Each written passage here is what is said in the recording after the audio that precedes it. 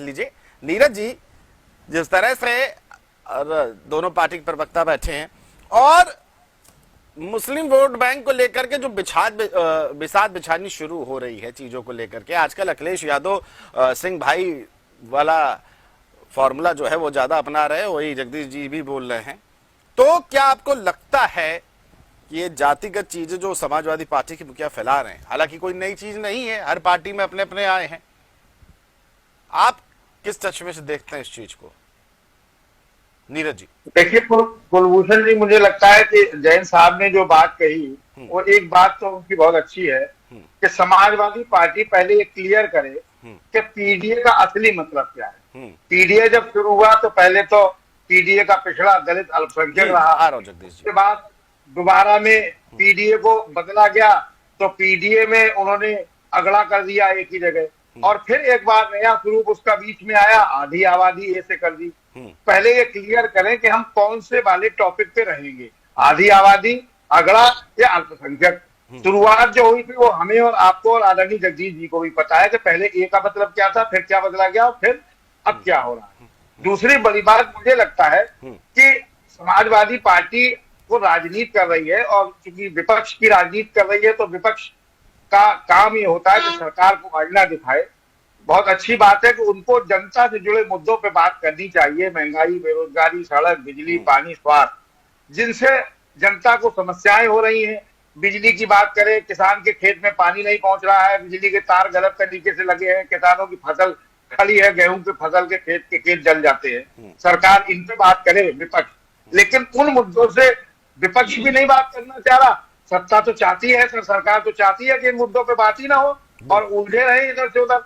तो मुद्दों पे जब आएंगे तो जनता आपके तरफ झुकेगी, और निश्चित रूप से मुझे लगता है जनता भी यही चाहती है कि आप हमारे मुद्दों पे बात करें, क्योंकि हमने वोट आपको दिया है, चाहे आप सत्ता में हैं या ना हैं, दोनों ही चीज हैं। तो उन सब चीजों पे मुझे लगता है बात करनी चाहिए।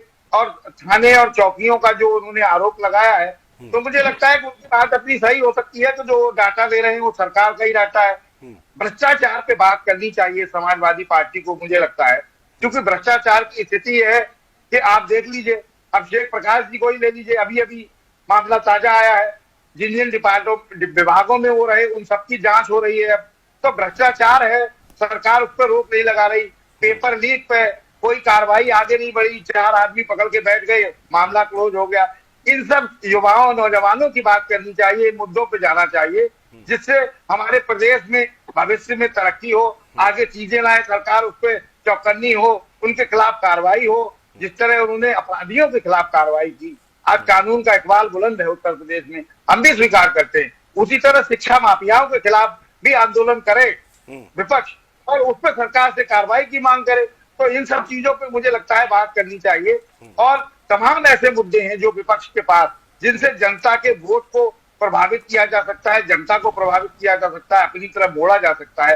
रही बात जो आप पीडीए की बात करते हैं, तो मुझे लगता है कुलभूषण जी, दलित जो लोकसभा के चुनाव में समाजवादी पार्टी की तरफ आया नहीं आया, दलित जो है डीपीए की तरफ गया, इंडिया गठबंधन की तरफ गया, इंडिया गठबंधन की तरफ गया निश्चित रूप से।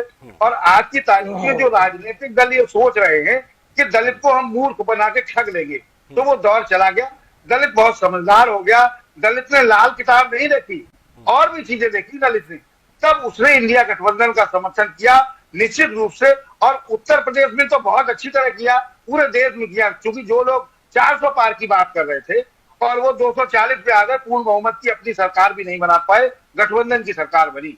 तो मुझे लगता है कि किसी भी जाति बिरादरी को, किसी भी धर्म के लोगों को गुमराह कर पाना बहुत टेढ़ा काम है और नामुमकिन है। और मुद्दों पे जनता जाती है तो मुद्दों पे बात होनी चाहिए। जी कुलभूषण, बिल्कुल मुद्दों पे